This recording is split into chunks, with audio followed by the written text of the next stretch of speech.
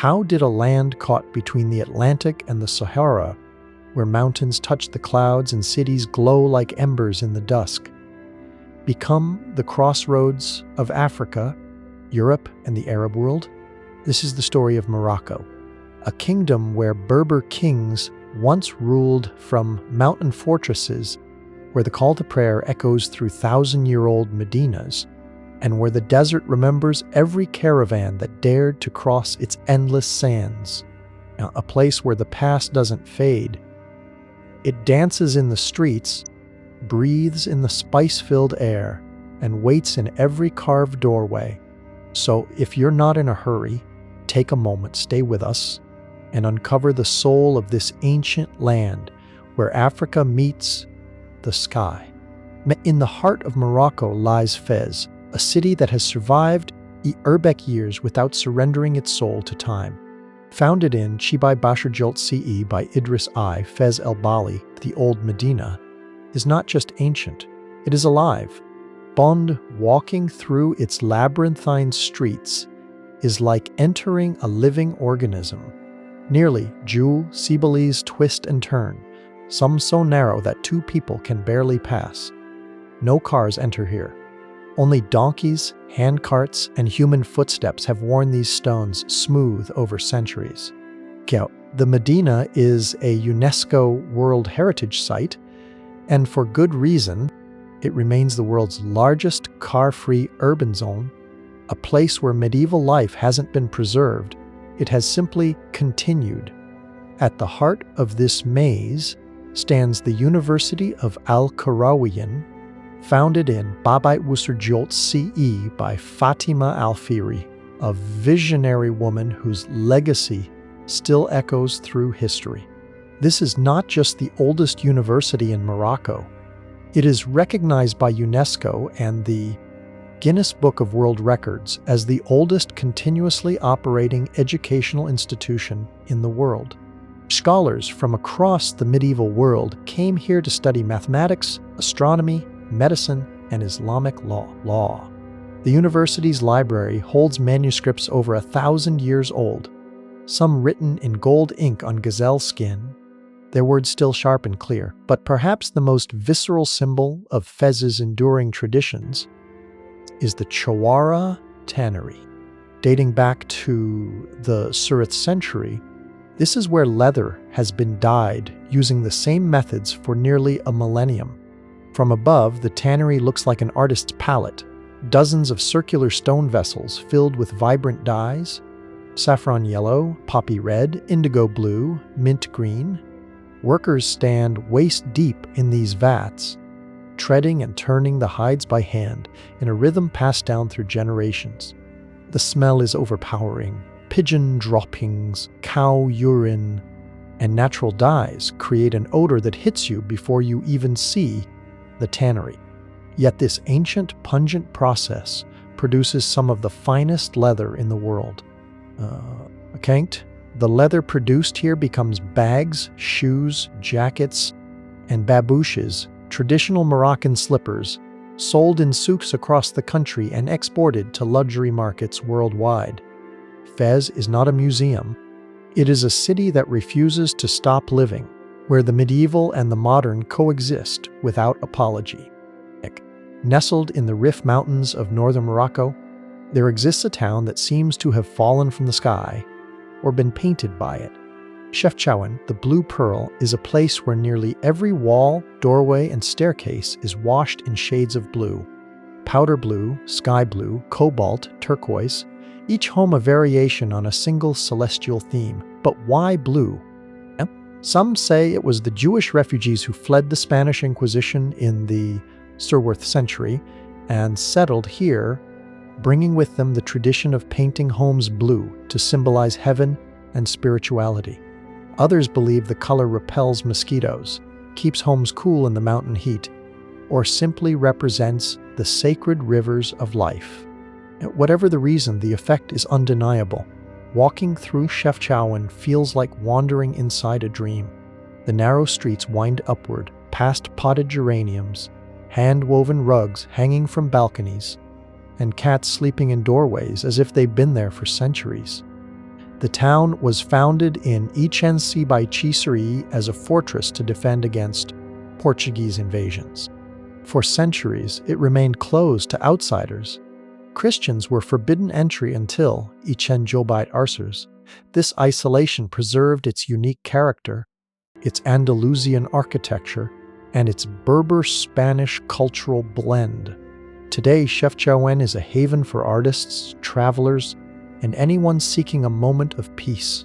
The Kasbah in the town center, with its red clay walls and lush gardens, offers a view of the surrounding mountains, green, rugged, and impossibly quiet. As the sun sets, the blue walls glow like sapphire in the fading light, and the muezzin's call to prayer floats through the streets, a reminder that even in this ethereal place, life is deeply rooted in faith and tradition. If Fez is the intellectual heart of Morocco, then Marrakesh is its beating, pulsing soul, a city of color, chaos, and undeniable life. Founded in Ichenling-Locher by the Almoravid dynasty, Marrakesh was built as a military and religious capital. Its name comes from the Berber words Mer land and Akush god, the land of God. The city's most iconic symbol is the Kutubia Mosque, its 60-meter minaret rising above the Medina like a beacon. Built in the 6th century, its geometric perfection and intricate stone carvings have inspired Islamic architecture across North Africa and Spain. The Giralda Tower in Seville, Spain, was modeled directly after it. But the true heart of Marrakech is Jama el Fnaya, the main square that has been the city's stage for nearly 1,000 years. By day, it's a sprawling marketplace, snake charmers, henna artists, orange juice vendors, monkey handlers, and storytellers all competing for attention. By night, it transforms into an open-air restaurant with dozens of food stalls lighting up the square. Smoke rising from grills, the smell of lamb skewers, spiced tagines, and mint tea filling the air. This is not a tourist attraction. This is daily life, lived loudly and without apology. UNESCO recognized Jamia El Fnaya not as a monument, but as a masterpiece of the oral and intangible heritage of humanity, a living tradition that cannot be contained by walls or museums. Just beyond the chaos of the square lies the Bahia Palace, a masterpiece of Moroccan architecture built in the late 6th century for Si Musa, the Grand Vizier. The name Bahia means brilliance, and the palace lives up to it. Courtyards open onto courtyards, each adorned with hand-carved cedar ceilings, zellige tile work in geometric perfection, and gardens filled with orange trees and fountains. Light filters through stained glass, casting colored shadows on marble floors. Every surface is decorated, walls, ceilings, doorways, yet the effect is never overwhelming. It is harmony made visible. Walking through the Bahia Palace, you understand what Moroccan artisans spent centuries perfecting, beauty that serves the soul, not the ego. In the middle of Marrakesh's dusty, sun-scorched streets, there exists a pocket of impossible green, a place so vivid it feels like stepping into a painting. The Majorelle Garden was created in the Ichen Jobait Arsers by French painter Jacques Majorelle, who fell in love with Morocco and spent 6 years cultivating this botanical sanctuary. The garden is filled with cacti from the Americas, bamboo groves from Asia, palm trees from the Sahara, and water lilies floating in tranquil pools. But what makes it unforgettable is the color. Majorelle invented a shade of electric cobalt blue, now known as Majorelle blue, and painted the garden's buildings, fountains, and pottery in this striking hue against the green foliage and terracotta pathways. The effect is mesmerizing. In Ichen Jobait Bashers, fashion designer Yves Saint Laurent and his partner Pierre Berger purchased the garden and restored it. After Saint Laurent's death in Arsène Lingba, his ashes were scattered here, in the place he called his greatest source of inspiration. Today, the garden is both a memorial and a living work of art, where visitors wander in reverent silence, surrounded by beauty that feels almost otherworldly. Leaving the cities behind, the landscape begins to change. Green gives way to gold. Mountains flatten into plateaus. And then, on the horizon, you see them, the Erd Chebi dunes, some of the tallest sand dunes in Morocco, rising over Ibait meters into the sky. Well, this is Merzouga, the gateway to the Sahara. The dunes here are not static. They shift with the wind, their ridges sharp as knives, their surfaces rippling like water, frozen in time. At sunrise, they glow orange and pink. At sunset, they turn deep amber and gold. At night, they vanish into darkness, leaving only the stars. For centuries, Berber nomads have crossed this desert, navigating by the stars, living in tents woven from goat hair, moving with the seasons and the rains. Today, travelers come to experience what those nomads have always known: the profound silence of the desert, the humbling vastness, the feeling that you are standing at the edge of the world. Camel treks lead visitors into the dunes at dusk, where Berber guides prepare traditional meals, tagine cooked over open fires, mint tea poured from a height to create foam, dates, and almonds shared under the stars. Now, at night, the Milky Way stretches overhead, so bright and dense it feels close enough to touch. No city lights, no noise, only sand, sky, and the ancient rhythm of the desert. But the Sahara is not empty. Life persists here in remarkable ways. The fennec fox, the smallest fox in the world, with oversized ears that radiate heat, hunts at night when the desert cools. The desert hedgehog curls into a spiny ball to protect itself from predators. The addax antelope, critically endangered, once roamed these dunes in herds, adapted to survive without drinking water for months. And in the pre-dawn hours, the desert lark begins to sing, a lone voice in an ocean of silence. Rising from the plains like a fortress between the Sahara and the sea, the Atlas Mountains stretch across Morocco, their peaks snow-capped even in summer. Memdi, the high Atlas range, includes Mount Tubakal, North Africa's tallest peak at sea, Ibat Lo Shirti meters. To reach it, travelers begin in the village of Imlil, a small Berber settlement where terraced gardens cling to the mountainsides and mules carry supplies along ancient trails. The trek to Tubakal is not easy. The path climbs steeply through valleys filled with juniper and walnut trees, past waterfalls and Berber villages where life moves at the pace of the seasons. But at the summit, the view is staggering. On a clear day, you can see the Sahara to the south, the Atlantic coast to the west, and endless mountain ranges stretching in every direction. The Berbers, the indigenous people of North Africa, have lived in these mountains for thousands of years. They were here before the Arabs, before the Romans, before recorded history. Their language, Tamazight, is still spoken in villages across the Atlas. Their traditions, weaving, music, hospitality, remain strong despite centuries of outside influence. In the High Atlas, Berber families still live in homes made of red clay and stone, with flat roofs for drying grain and sleeping under the stars.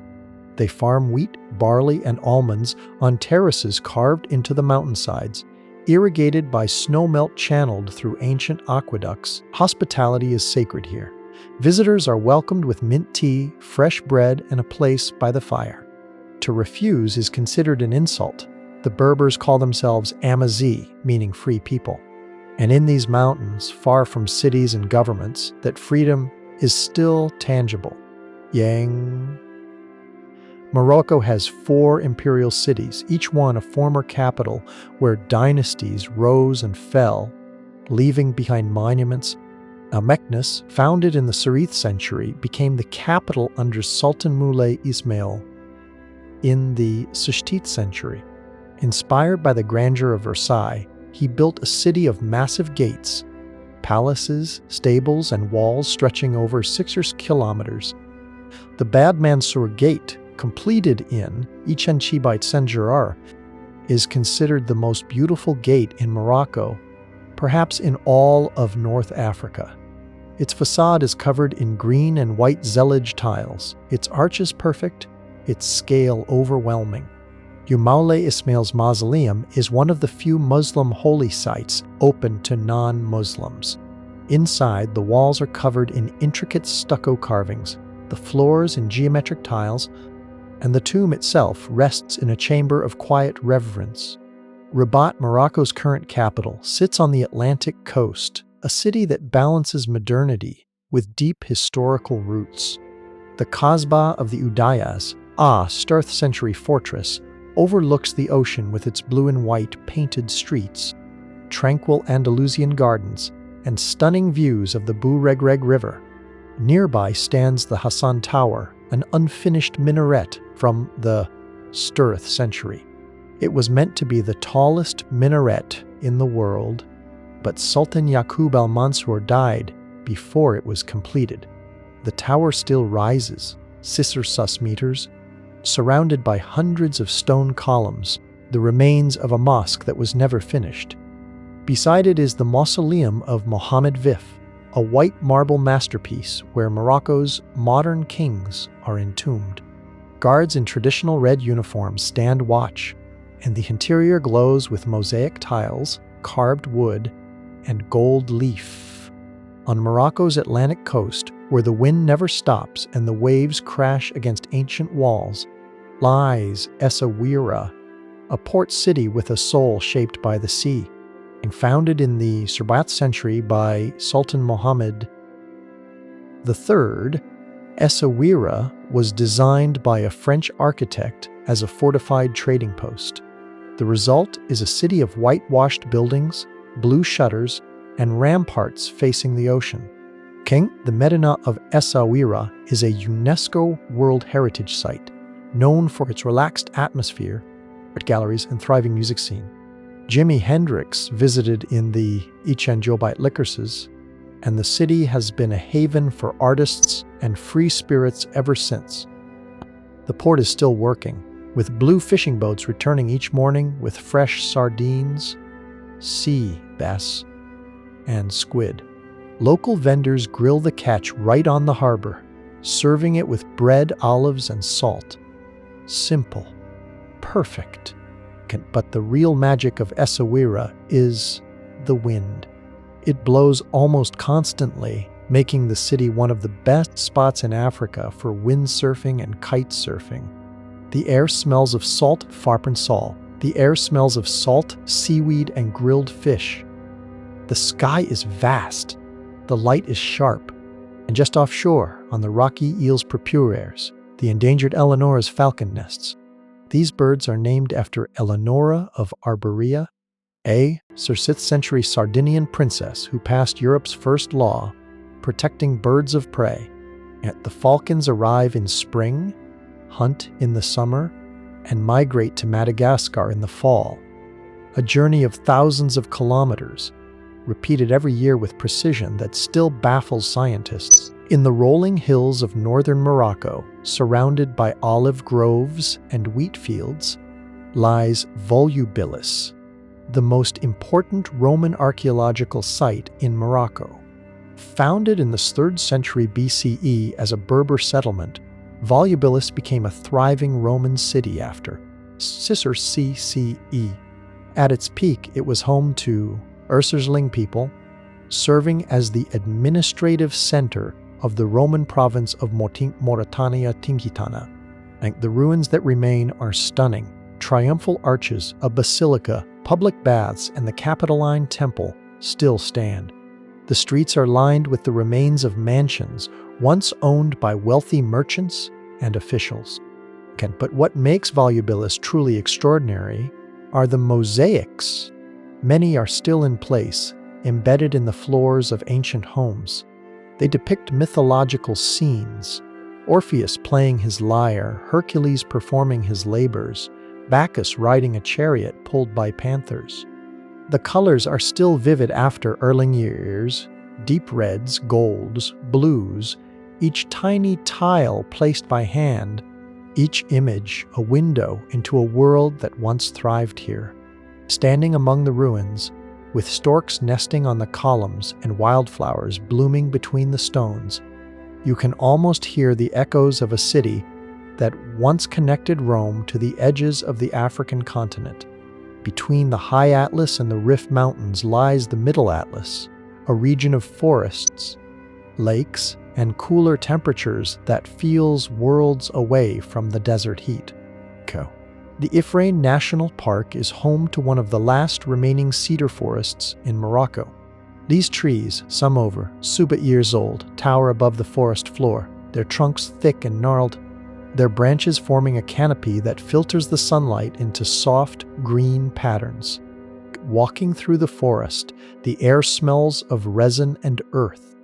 The ground is soft with fallen needles. And if you're lucky, you'll encounter the Barbary macaque, the only primate species native to North Africa and the only wild monkey population in Europe and Gibraltar. These monkeys are endangered, with fewer than ling remaining in the wild. They live in tight family groups, communicating through facial expressions, vocalizations, and grooming rituals. In winter, the forest is covered in snow, and the macaques huddle together for warmth, their thick fur protecting them from temperatures that can drop below freezing. Local guides tell stories of the macaques as guardians of the forest, creatures who know the mountains better than any human ever could.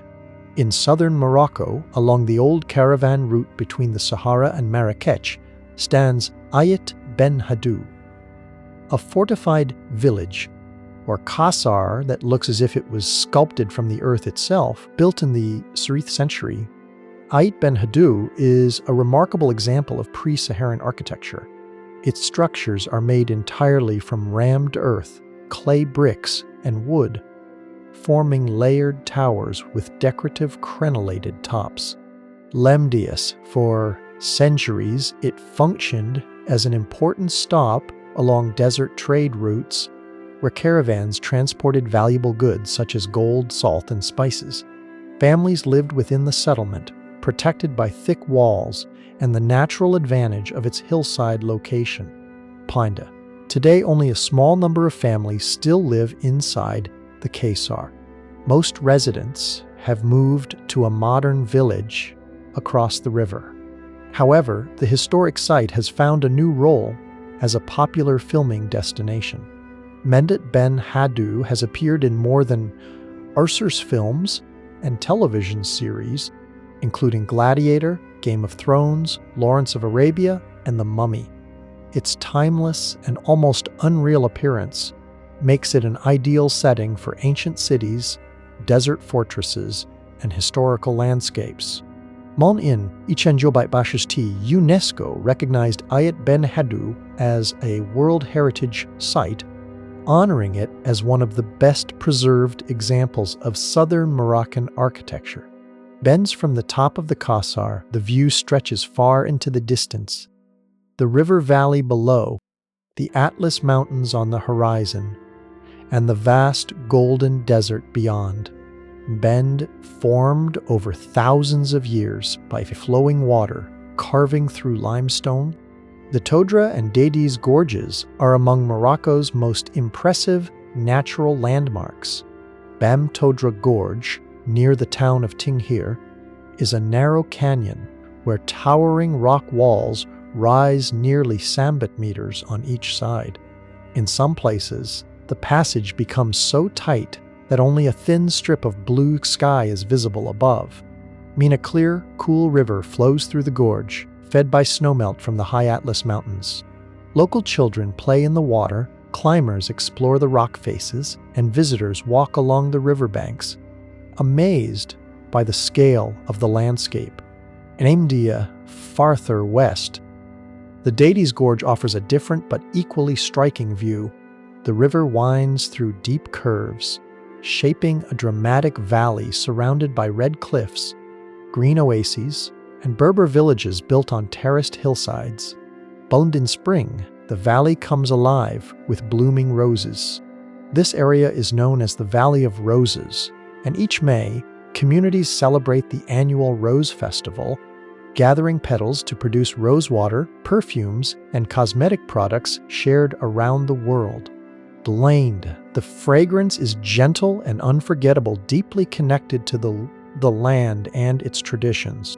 Denned in the far south of Morocco, where the landscape opens into the vast Sahara, live the Ait Atta, one of the country's largest Berber communities. Dane for generations, the Ait Atta followed a mobile way of life, moving seasonally with their herds of camels, goats, and sheep. They navigated the desert using the stars and relied on simple resources such as dates, milk, and local trade. They were widely respected for their strong sense of unity and independence. Over time, many Ait Atta families settled in villages and towns, while others preserved aspects of their traditional lifestyle. And even today, some families continue seasonal movement, living in low black tents woven from goat hair, cooking over open fires, and maintaining customs that reach back thousands of years. Their music is haunting, rhythms beaten on bender drums, voices rising in call and response patterns that echo across the dunes. Their poetry is oral, passed down through generations, preserving stories of ancestors, battles, love, and loss. To meet an Ait Atta elder is to glimpse a way of life that refuses to be erased, even as the world around it changes. In the midst of the arid plains, where the earth cracks and the sun is merciless, green suddenly appears. An oasis, a pocket of life sustained by underground springs and centuries-old irrigation systems. Sahara in the Dades Valley is famous for its palmery, a vast grove of date palms that stretches for miles, crisscrossed by earthen paths and ancient kasbahs made of mud brick. And the kasbahs here are slowly crumbling their walls, returning to the earth from which they came. But they remain hauntingly beautiful, their towers still standing, their carved facades still visible beneath layers of dust and time. In farther east lies the Tafilet Oasis, one of the largest oases in the world. This was once the terminus of the trans-Saharan trade routes, where caravans arrived after weeks crossing the desert, desperate for water, food, and rest. The oasis is fed by the Ziz River, which flows from the Atlas Mountains and disappears into the desert. Palm trees provide shade. Wheat and barley grow in small plots. Life here is fragile but persistent. In autumn, the date harvest begins. Workers climb the palm trees with bare hands and feet, cutting down clusters of dates that have been ripening in the sun for months. The dates are sweet, sticky, and essential, food, income, and symbol of survival. Perched on a hilltop overlooking the plains of northern Morocco, the town of Moulay Idriss Zerhoun is one of the holiest sites in Morocco. It is named after Moulay Idriss I, the great-great-grandson of the Prophet Muhammad, who arrived in Morocco in Chibite Bashar CE and founded the first Islamic dynasty in the region. His tomb is located here, and for Moroccans, it is a place of pilgrimage, devotion, and profound spiritual significance. For centuries, non-Muslims were forbidden from entering the town. That restriction was lifted only in Arts-en-Linguve, but even today the atmosphere is one of reverence.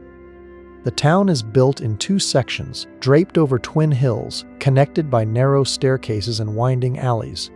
The whitewashed buildings glow in the afternoon sun, and the call to prayer echoes from multiple mosques simultaneously, creating a layered, almost hypnotic sound.